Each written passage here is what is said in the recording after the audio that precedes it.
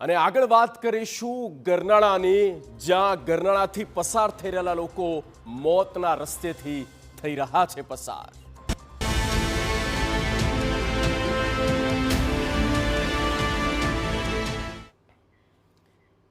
રસ્તો એવો જ્યાં પસાર થતા પહેલા લોકો આકાશ તરફ નજર કરે છે, કારણ કે અહીં ક્યારે પથ્થરો વરસી પડે તેનો કોઈ ભરોસો નથી. એ ગરનાળામાંથી સામે આવ્યા છે ચોંકાવનારા દ્રશ્યો.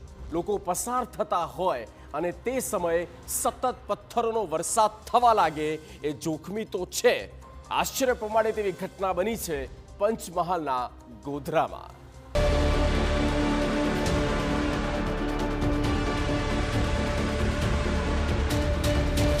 ગરનાળામાં પથ્થરોનો ઢગલો, ઢગલા ઉપરથી પસાર થતા વાહનો,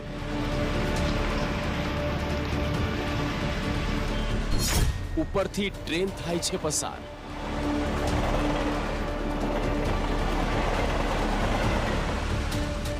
જોવામાં જ વિચિત્ર લાગી રહ્યું છે. પથ્થરોના ઢગલા પરથી લોકો પસાર થઈ રહ્યા છે. હવે આ દ્રશ્ય જુઓ. વાહનો અટવાયા છે, પથ્થરો પડી રહ્યા છે, ટ્રેન પસાર થઈ રહી છે. આ તે કેવી દુર્દશા! હવે આને પથ્થરોનો વરસાદ કહીએ તો કંઈ ખોટું લાગતું નથી. આ ગરનાળું છે કે મોતનો રસ્તો? અહીંયાથી લોકો પસાર થઈ રહ્યા છે, મતલબ આ રસ્તો પહેલેથી ચાલુ હતો. આ દ્રશ્યો છે ગોધરા શહેરના સિગ્નલ ફળિયા વિસ્તારના.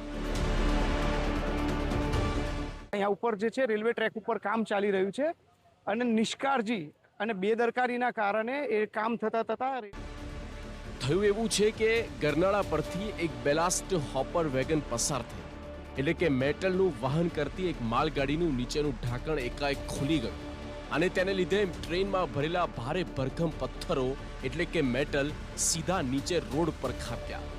આ સમય લોકોમાં ભારે અફરાતફરીનો માહોલ ફેલાઈ ગયો. પથ્થરો પડવાનો અવાજ પણ અત્યંત તીવ્ર હતું. સમગ્ર ઘટના બાદ સ્થાનિકો સહિત ગોધરાના કાઉન્સિલરે પણ રેલવે વિભાગની કામગીરી સામે સવાલ ઉઠાવ્યા છે.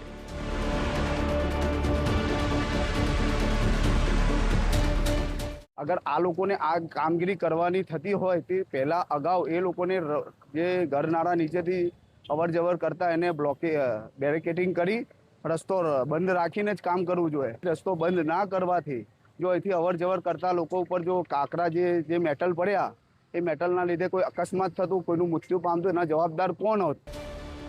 સમગ્ર મામલે ગોધરા રેલવે વિભાગનો સંપર્ક કરતા તેમણે વડોદરા DRM કચેરીના PROનો સંપર્ક કરવા જણાવ્યું.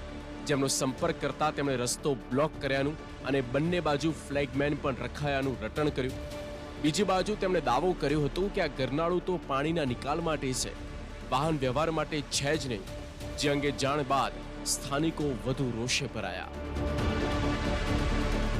સિગ્નલ ફળિયા વિસ્તારમાં આવેલું રેલવેનું ગરનાળું છે, જેમાંથી વાહન વ્યવહાર સતત ધમધમતો હોય છે અને આ જ ધમધમતા વાહન વ્યવહારની વચ્ચે ગઈકાલે જે રેલવે વિભાગ દ્વારા જે ગરનાળા ઉપરથી જે રેલવે ટ્રેક પસાર થાય છે તેમાં સમારકામ હાથ ધરવામાં આવ્યું હતું અને ત્યાં મેટલ પાથરવા માટે એક વેગનની અંદર ટ્રેન જે હતી વેગનોની તેમાં મેટલ લાવવામાં આવ્યા હતા. આ વેગનનો જે દરવાજો છે તે એકાએક ખુલી જતા વેગનમાં રહેલા મેટલ જે છે ત્યાં ગરનાળામાંથી નીચે ખાબક્યા હતા. હકીકતમાં અહીં રેલવે ટ્રેક પર સમારકામ કરવામાં આવી રહ્યું છે, ત્યારે સવાલ ઉઠી રહ્યા છે કે રેલવે વિભાગે રસ્તો બંધ કેમ ના કર્યો? કોઈ દુર્ઘટના સર્જાઈ હોત તો કોણ જવાબદાર? જો રસ્તો સત્તાવાર નથી તો રસ્તો બંધ કેમ નહીં? ચેતવણી બોર્ડ કે સુરક્ષા બેરિકેડ્સ કેમ નથી? લોકો માટે સુરક્ષિત વ્યવસ્થા કેમ નથી? વરસાદી સિઝનમાં સ્થિતિ કેટલી ગંભીર! આ સમસ્યાનો ક્યારે આવશે ઉકેલ?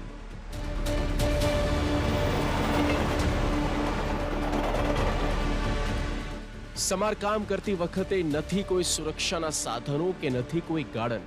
ભગવાન ભરોસે અહીંયા રસ્તો ખુલ્લો છે, સાથે લોકો પણ તો એટલા જ બેદરકાર છે. હવે આ મામલે દુર્ઘટના બને તે પહેલા ઝડપથી રસ્તો બંધ થાય, નહીં તો ડર એ છે કે સમારકામના ચક્કરમાં કોઈનો ભોગ ના લેવાઈ જાય. નિકુંજ પટેલ, TV9, ગોધરા, પંચમહાલ.